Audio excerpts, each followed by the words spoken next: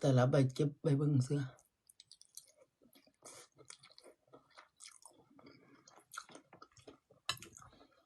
ผักก็ไม่ยืนหนีแหละขึ้นช่ายก็ใส่หอมใหญ่ขิงพวกปอกเปลือกเลยเผ็ด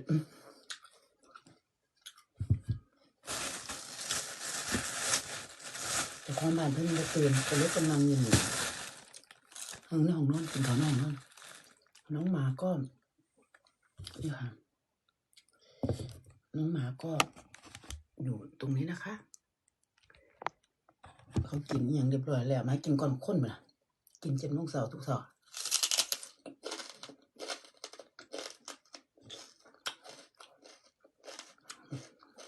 เป็นทาสหมา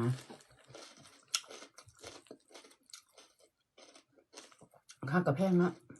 ไม่ประเด็นอย่างดอกซะ